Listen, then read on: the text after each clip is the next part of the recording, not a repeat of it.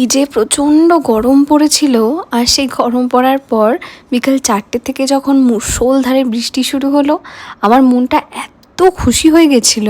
কিছুক্ষণ পর আমাদের একটা জায়গায় বেরোনোর ছিল, তো দুজনেই আমরা রেডি হয়ে এই বৃষ্টিটাকে ভীষণ এনজয় করছিলাম। আর রিসেন্টলি না নীল অনেকটা ওয়েট লস করেছে, তাই জন্য এর পুরো ক্রেডিটটাই আমি নেব। ওর কিন্তু ডেডিকেশন আছে, কিন্তু ওই স্টার্টটাই করতে চায় না। একবার স্টার্ট করলে ও ঠিকঠাক মুখের সামনে যে খাবারগুলো দিই ডায়েট ফুড, সেগুলো খেয়ে নেয়। আর বার্থডেতে এথনিক বাই বসন্ত থেকে আমি যেই কাফতান কোয়ার্ড সেটটা কিনেছিলাম সেটাই পরে নিয়েছি আজকেও। এই কোয়ার্ড সেটগুলো দেখতে যেরকম স্টাইলিশ, ঠিক সেরকমই এতটাই কমফোর্টেবল হয় যে এই গরমের জন্য একেবারে পারফেক্ট। বাড়িতে এসে রাত্রিবেলা স্কিন কেয়ার করছিলাম, তো একটা কথা মনে হলো তোমাদের সাথে শেয়ার করি।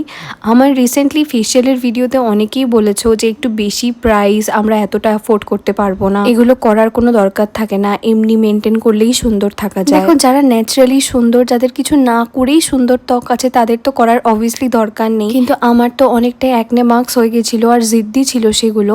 তো হাইড্রা ফেশিয়াল না আমার সেই অ্যাকনে মার্কসগুলোকে রিডিউস করতে অনেকটা সাহায্য করেছে। অবভিয়াসলি 1 মাস বা 2 মাস করে সেটার ফল আমি বুঝতে পারিনি, আমার 6 থেকে 7 মাস টানা হাইড্রা ফেশিয়াল করতে হয়েছে। তারপরে তো রাত্রিবেলা প্রত্যেক দিনের একটা ভালো স্কিন কেয়ার আছেই। আমি যেটা আমার অ্যাকনে মার্কসের জন্য বা ফেসের জন্য করে থাকি প্রতি মাসে, সেটাই তোমাদের সাথে শেয়ার করছি। এমন তো নয় যে তোমাদেরও সেইটাই করতে হবে। কিছু জিনিস দেখালে সেটাকে শো অফ করা বলে না, সেটাকে শেয়ার করা বলে।